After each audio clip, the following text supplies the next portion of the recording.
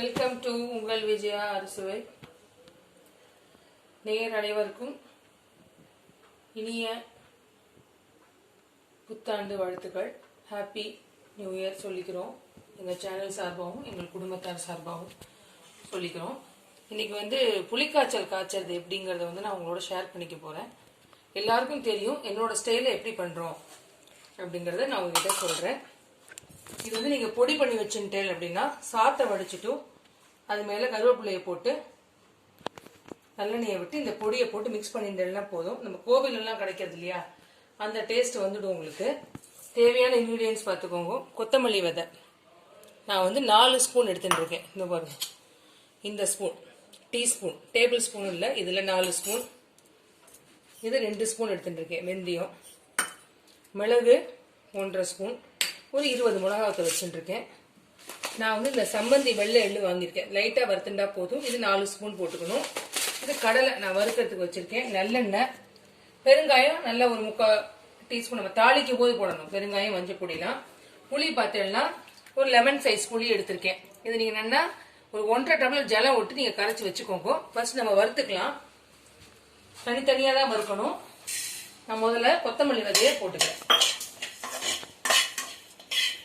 வெந்தயம் போட்டோம் 2 spoon, 4 spoon, 2 spoon வெந்தயம், 1.5 ஸ்பூன் மிளகு, ஒரு 20 மிளகா வத்தல் நான் வறுத்துட்டேன். இது பாருங்க, வறுத்த எள்ளா இருந்தா நீங்க லைட்டா வறுத்துட்டா போதும். இல்ல வறுக்காத எள்ளா இருந்ததுன்னா இங்க பாருங்க, சிம்ல வச்சுக்கோங்க. அது வெடிக்கிறது மட்டும்தான். இந்த பாருங்க, படபடன்னு வெடிக்கிறதா. இப்போ நம்ம அடுப்பு அணைச்சு விடலாம். அது நல்லா வெடிச்சு விட்டோம். இப்போ நான் அடுப்பை அணைச்சுட்டேன். இந்த சைடு பார்த்தீங்கன்னா நான் எண்ணெய் வச்சிருக்கேன். அதில் நல்லா ஒரு ஸ்பூன் கடுகு. அது பொரிஞ்சுட்டு இருக்கும் போதே இங்கே பாருங்க, கடலை பருப்பு, உளுத்தம் பருப்பு அதை போட்டுக்கிறேன்.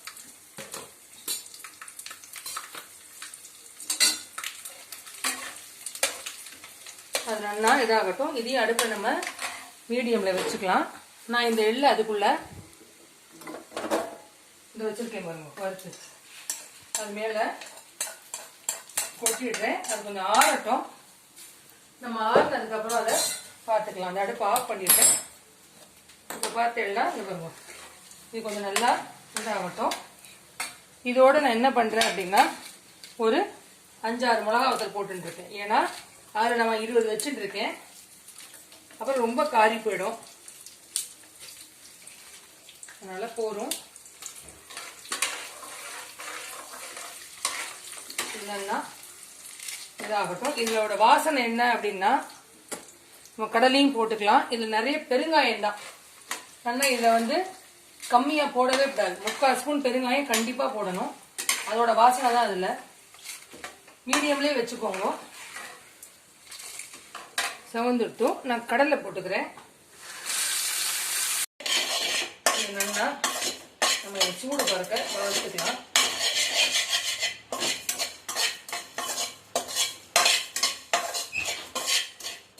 அடுப்பு நீங்க மீடியம்லயே வச்சுக்கோங்க. நல்லா அந்த கொத்தமல்லி இதோட வாசனை வரணும்.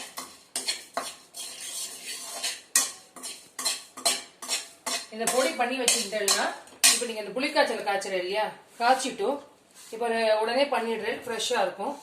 ஒரு 2 நாள் கழிச்சு கலக்கிறீர்கள் அப்படின்னா இந்த புளிக்காய்ச்சல சாத்துல போட்டுட்டு இந்த பொடியை மேலாப்புல போட்டேன்னா அன்னைக்கு செஞ்ச மாதிரி ஃப்ரெஷ்ஷா இருக்கும். இதுதான், இதுல வேற எதுவும் இல்லை. நம்ம கொத்தமல்லி விதைய போட்டாச்சு. இப்போ நம்ம அடுத்து போட போறது வெந்தயம். ஏன்னா ஒண்ணுக்கும் அது வறுபடுற டைம் இருக்கும் இல்லையா, அது தனியாகும். வெந்தயம்லாம் ரொம்ப நேரம் வறுக்க வேண்டாம். லைட்டா ரெட் கலர்ல மாறும். அப்ப நீங்க வெந்தயத்தை எடுத்துடணும். ரொம்ப இது பண்ண வேண்டாம். நான் உங்களுக்கு கலர் காட்டுறேன். லைட்டா வெந்தயத்தோட நிறம் மாறணும், அவ்வளவுதான். ஒரு வெந்தயத்தோட வாசனையும் வரும் உங்களுக்கு. அது வறுபடுற வாசனை. ஒரு சில பேர் கேட்கிற, மல்லி பொடி இருக்கு, மிளகு பொடி வச்சுட்டு இருக்கோம், வெந்தய பொடி வச்சுட்டு இருக்கோம், பொடியாவே போட்டுட்டா என்ன அப்படின்னு கேட்டிருக்கு. பொடியா போட்டுட்டா அந்த உங்களுக்கு ஒரு ஃப்ரெஷ்னஸ் கிடைக்காது. நம்ம அப்போ வறுக்கிறோம், உடனே வறுத்து பொடி பண்றோம் இல்லையா, இதோட டேஸ்ட்மே வேற மாதிரி இருக்கும். இந்த பாருங்க, கலர் பார்த்துக்கோங்க. நல்லா சிகப்பாக எடுத்து இதை நம்ம எடுத்து விடலாம். இது மேலேயே நான் இந்த சைடில் வெந்தயத்தை கொட்டிடுறேன். நான் மிளகா வத்தலையும் போட்டுவிடுறேன், நான் மிளகையும் போட்டுவிடுறேன். இந்த ரெண்டையுமே நான் போட்டுட்டேன். இந்த ரெண்டையுமே வறுத்துக்கலாம். மிளகுதான் லைட்டாக சூடு பண்ணுறது. இதுதான் மிளகு நெனி கட்டிக்கிறது. அவ்வளோதான். அடுப்பை இந்த மிளகாத்தில் வறுக்கும் போது அடுப்பை மீடியமில் வச்சுக்கோங்க. ஏன்னா அது கமரும் உங்களுக்கு. சரியா? ஏன்னா மிளகா வத்தல் வந்து நீங்கள் பார்த்து போட்டுக்கோங்க. நான் இதில் 20 போட்டுருக்கேன். தாளிக்கும் போது நம்ம போடுவோம். ஏன்னா மிளகோட காரமும் அதில் இருக்கும். அவளுக்கு காரம் எவ்வளவோ அதுக்கேற்ற மாதிரி நீங்கள் மிளகா வத்தலை பண்ணிக்கோங்க. இந்த பங்கு இப்போ வறுத்தாச்சு. இப்போ வாங்க பார்க்கலாம். பிடிச்ச கடலையை நிறுத்தி வச்சுருக்கேன். நான் வந்து புளிக்காய்ச்சல் ஆகிட்டு சாத்தில் கலப்போம் இல்லையா, அப்போ நான் மேலாப்பில் அதை பொடிச்சு போட்டுப்பேன். வேண்டாம்னா இதில் போட்டுக்கோங்க. ஏன்னா நிறைய கடலை போட்டால் கடலை தான் ஜாஸ்தியாக இருக்கும் புளிக்காய்ச்சல். அதனால் இந்த கடலையை போட்டு ஒரு 2 நிமிஷம் வறுத்துக்கலாம். 2 நிமிஷம் ஆட்டம் நம்ம பார்க்கலாம். இதில் பார்த்தீங்கன்னா கருவேப்பிலை போட்டிருக்கேன். கடலையும் நல்லா வறுபட்டுருக்கும். இப்போ பெருங்காயம்,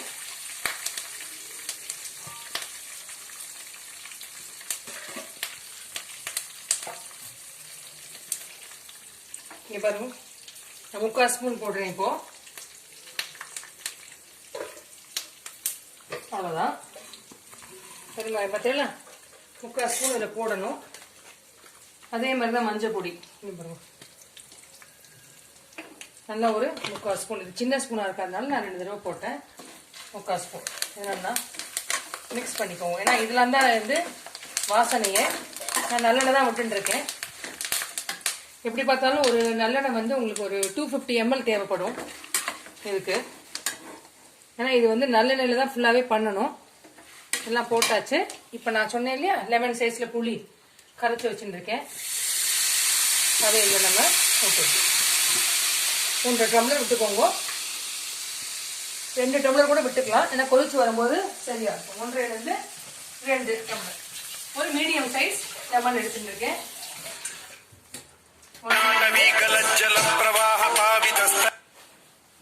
2 டம்ளர்.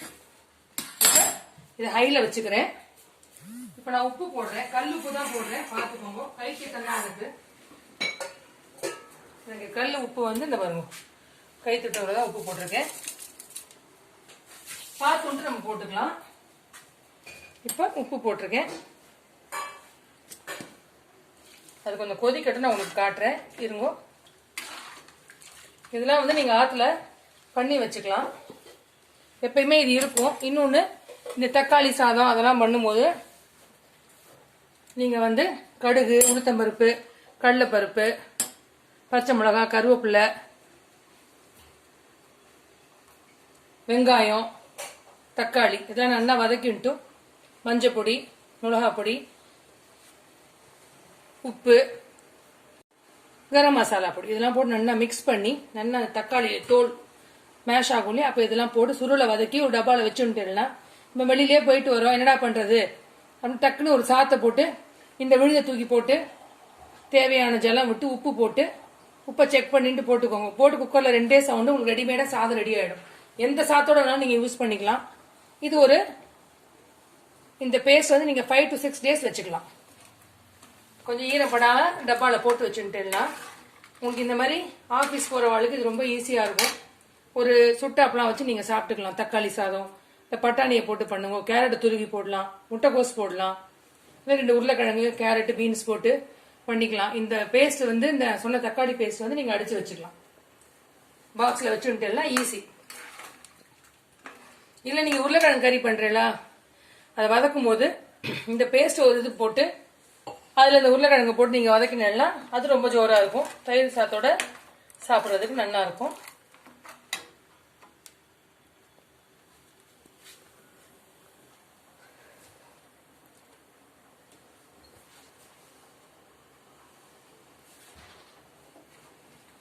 ரொம்ப நாளாக வந்து புளிக்காய்ச்சல் கேட்டுருந்தா சரி இன்னைக்கு பண்ணிடலாம்.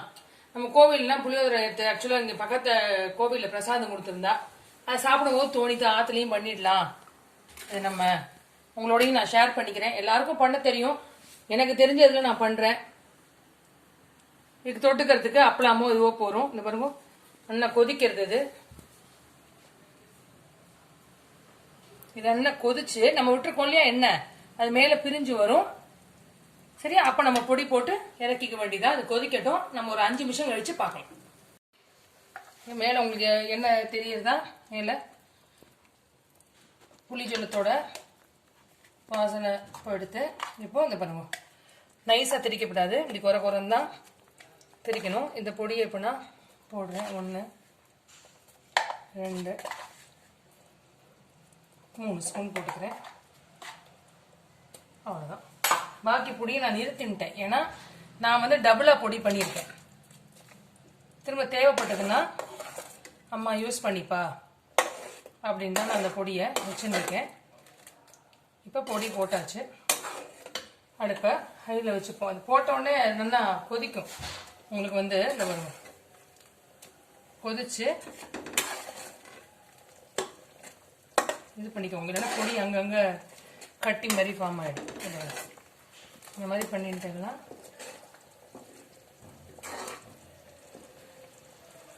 கொதிக்கிறதா. இது எப்படி பார்த்தாலும் இது ஒரு 5 நிமிஷம் கொதிக்கணும். நம்ம அதுக்கப்புறம் பார்க்கலாம்.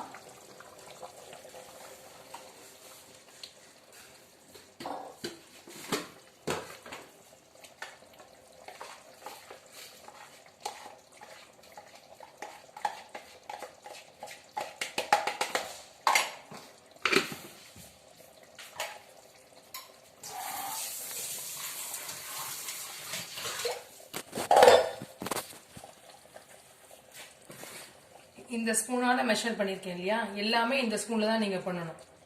கொத்தமல்லி விதை இதுல 2 எடுத்துடனா, வெந்தயம் இதுல 1, மிளகு இதுல 3/4, ஒரு 7-8 மிளகா வத்தல், அவ்வளவுதான். கொத்தமல்லி விதையை தனியா வறுத்துக்கோங்க, வெந்தயத்தை தனியா வறுத்துக்கோங்க, மிளகையும் மிளகா வத்தலையும் ஒன்னா வறுத்துக்கலாம், எள்ளை தனியா வறுக்கணும். எல்லாத்தையும் ஆற விட்டு பொடி பண்ணி இதுல நான் போட்டு இருக்கேன். ஒரே ஸ்பூன் யூஸ் பண்ணுங்க. இதுதான் நாளைக்கு உங்களுக்கு நான் பருப்பு உருண்டை ஒரு குழம்பும் அவங்க எப்படி பண்றதுன்னு செஞ்சு காட்டுறேன் பாருங்க. அந்த ஒன்றும் ரொம்ப பிரமாதம் கிடையாது. பருப்பு உருண்டைக்கு 1/4 கப்பு தோரம்பருப்பு, 1/4 கப்பு கடலைப்பருப்பு, ஒரு 4-5 மிளகா வத்தல், இது நல்லா ஒரு 2 மணி நேரம் ஊற வச்சு 1-2 அரைச்சி வச்சுக்கோங்க. ஒரு சில பேருக்கு வெங்காயம் பிடிக்கும் அப்படின்னா நீங்க என்ன பண்ணணும்னா, கடுகு தாளிச்சு கொஞ்சம் எண்ணெயில பெருங்காயத்தை போட்டு நல்லா பொடியா வெங்காயத்தை வதக்கி போட்டுக்கோங்க. நல்லா அதை நல்லா வதக்கி, நல்லா வெங்காயம் நல்லா வதங்கிடணும். அதை இந்த மாவோட கலந்து உருட்டி வேட்டில் வச்சு வேக வச்சு எடுத்து வச்சுட்டு, மோர் குழம்பு நம்ம எப்பயும் பண்ணுவோம் இல்லையா, நான் வந்து தோரம்பருப்பு, கடலைப்பருப்பு, ஜீரகம், தேங்காய், பச்சை மிளகா, இது மட்டும் தான் எங்கள் அம்மா வச்சுப்பா அரைக்கிறதுக்கு. அரிசி இஞ்சிலாம் வைக்க மாட்டோம். இதை அரைச்சுன்ட்டு மோர் குழம்பு வச்சுப்பேன் இல்லையா, தயிரில் கலந்து அது கொதிக்கும் போது இந்த உருண்டையை அதில் போட்டுவேன். உருண்டை இதே தான். நீங்க இப்போ வெத்த குழம்பு பண்ணணும்னா கூட, உருண்டை குழம்பு பண்ணணும்னா கூட புளியை கரைச்சி விட்டு நம்ம சாம்பார் பொடியெல்லாம் போடுவோம் இல்லையா, அதை கொதிக்கும் இந்த உருண்டையே நீங்க போட்டுக்கலாம். வேக வைக்கணும் அவசியமே இல்லை. நீங்க உருட்டி வச்சுட்டு ஆன் த ஸ்பாட் குழம்புல அப்படியே போட்டு 2 போடணும். அது வெந்து மேல வந்துடும், அவ்வளவுதான். அது அந்த உருண்டையை தொட்டு நாங்கள் நாளில் சாப்பிடுவோம். எங்க அம்மாலாம் மோர் குழம்பு பண்ணா, உருண்டை குழம்பு பண்ணா அதை வச்சுட்டு நாங்கள் சாப்பிடுவோம். சுட்டாப்புலாம் போடுவா, கீரை இருக்கும், முடிஞ்சிடும். ரொம்ப சத்தானதும் கூட. இப்பயே உங்களுக்கு தெரியுது மேல நல்லா எண்ணெய் பிரிஞ்சு வருது, பார்த்தேன் இப்பவே. இன்னும் நல்லா ஒரு 5 நிமிஷம் கோவிச்சுன்னு வச்சுக்கோங்க, ரொம்ப ஜோரா வந்துடும். நம்ம ஒரு 5 நிமிஷம் கழிச்சு பார்க்கலாம். கேட்க பண்ணுவோம். கையால ஒரு பிடிச்சி நல்லா மேல போட்டு தட்டு போட்டு மூடிடுவோம். நல்லா வாசனையா இருக்கும். இங்க பாருங்க, தெரியுது உங்களுக்கு அந்த எண்ணெய் எவ்வளவு பிரிஞ்சு வந்திருக்கு பாருங்க. இங்க பாருங்க, இந்த ஓரமா அந்த எண்ணெயெல்லாம் ஓரமா வந்துருக்கு பார்த்தீங்களா. இந்த ஸ்டேஜ்ல நம்ம ஸ்டவ்வை நல்லா ஆஃப் பண்ணிடுறோம்.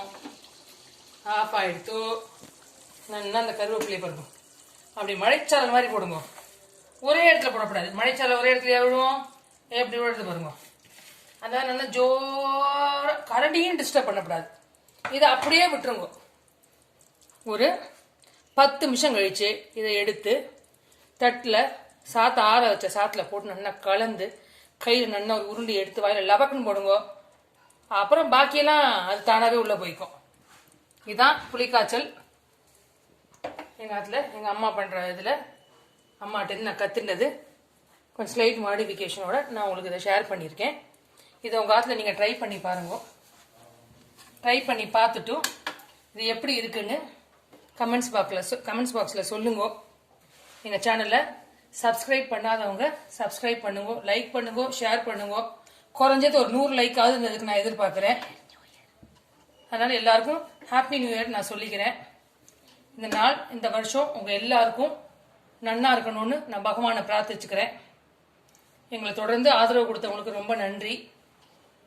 தொடர்ந்து இன்னும் நீங்கள் மேற்கொண்டு எங்கள் சேனலை சப்ஸ்கிரைப் பண்ணி எங்களை சப்போர்ட் பண்ணணும்னு கேட்டுக்கிறேன். நாளைக்கு பருப்பு உருண்டை மோர் குழம்பு ரெசிபியோடு நான் உங்களை சந்திக்கிறேன். இப்படிக்கு உங்கள் விஜயா. நன்றி, வணக்கம்.